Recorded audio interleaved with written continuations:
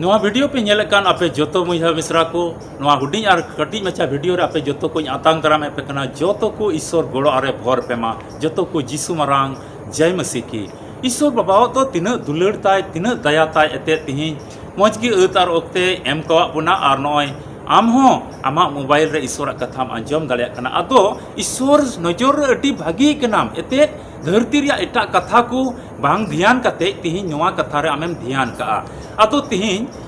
Bible रे मिटे नोंकान कथा बाबत रे बुन चर्चाया से बुन गपाल मरावा उना को बाबत रे लई बुना उका दो ईश्वर बाबा मेनदा आम चेम रोडदा उना रिया लेखा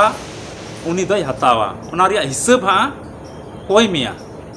अतो तीन अडी तर तो को हुदिसदा इन जान रोड दड़िया बड़ी बड़ी आको रोड़ा बड़ी आको रुबापा बड़ी आको भाषणा बड़ी आको लई कोआ बड़ी आको स्कोर कोआ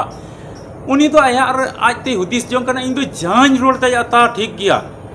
मुचा नाम का जहाना गिन रोड दड़िया मेनखान उनका तो बांग कना दुलड़िया बुया दुलड़िया मिश्रा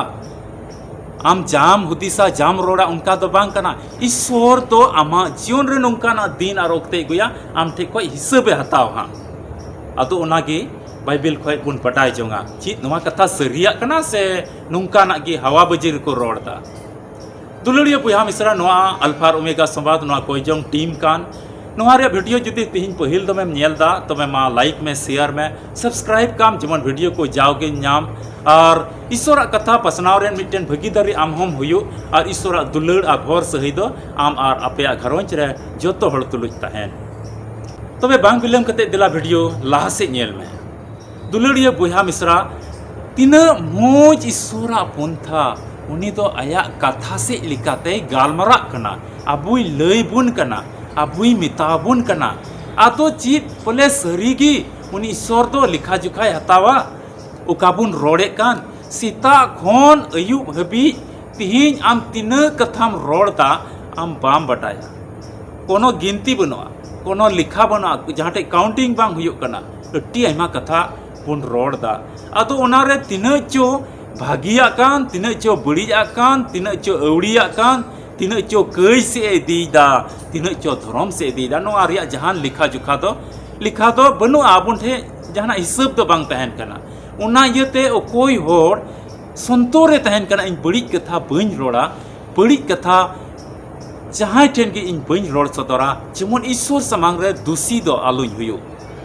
बाइबल रे मिटे पाठ बुन पढ़ावा और उना वचन दो अति मोज ओल कना बोले ओंडे मिताबुन कना ओंडे ईश्वरे मेंदा लिखा जुखा हतावा हिसाब हतावा चे रिया जहान पैसा टका रिया दो बांग जहान धन दौलत रिया दो बांग जहान हती सादम को रिया दो बांग जहान गाड़ी घोड़ा रिया दो बांग ओड़ा दुआर रिया दो बांग रोड रिया रोड आदो आमेम हुदिस इन जान रोड दड़िया तागे ठीक गया बांग उनका तो आलम हुदिस जोंगा जुदी तिहिन उनकाम हुदिस कान खाय अति भूल और गलत हर रे मेनामा तिहिन ᱧᱟᱢ ᱵᱚᱱ ᱢᱟᱛᱷᱟᱭ ᱵᱷᱟᱜᱤ ᱥᱚᱢᱵᱟᱫ 12:36 कली ओंडे नुंका ओल कना पढ़ाव तबुनाई आरिन मितापे कना मिमित अवड़ी कथा उका होड़ को रोड़ा बिचार दिन रे ओना रिया लिखा जुखा एमो हुयो तकुआ मेंदाय आरिन मितापे कना ईश्वरे मेंदा सोस्तर से लिखाते मेंदाय होड़ को चित को रोड़े कान ओना अवड़ी कथा तिहिन अति ढेर होड़ मेना कोआ बोले ओंडे जहां होड़ रिया झुंड ठे के आयमा होड़ा झुंड ठे चलाव लेन खाय आयमा होड़ को जरवाव कना तबे बड़िया गे रोड़ा प्रत्येक कथा रोड ताइनम रे बड़िया दोय मिसाला गया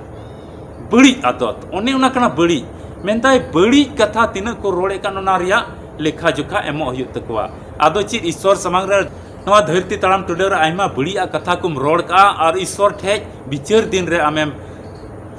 हजीर कना आदो चीज आम उना बड़ी कथा को आयमा उनी समांग रे सदोरेन तमा आदो आम दो श्रापिति एम हुआ ईश्वर से कोई आम सजयम न्यामा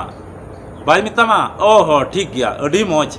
नवा को बड़ी कथा में रोड लेदा आदो मा अच्छा इके गम कना मा अच्छा आम दो नवा बदलते दयावाम कनई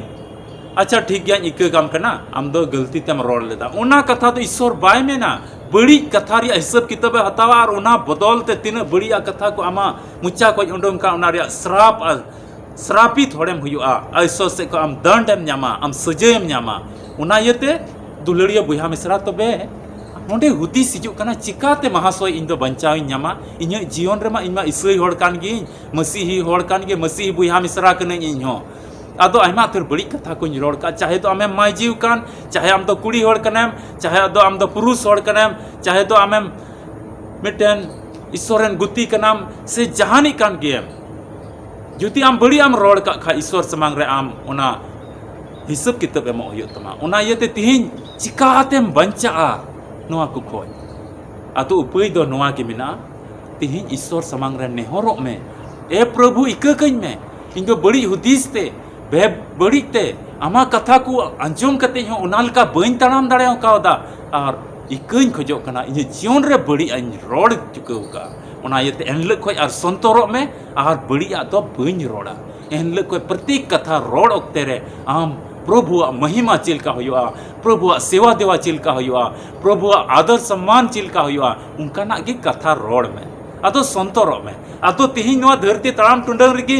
नोआ उपाय तो मेना संतोरो में ईश्वर दया दुलड़ आमेम न्यामा और आमे गोड़ोमा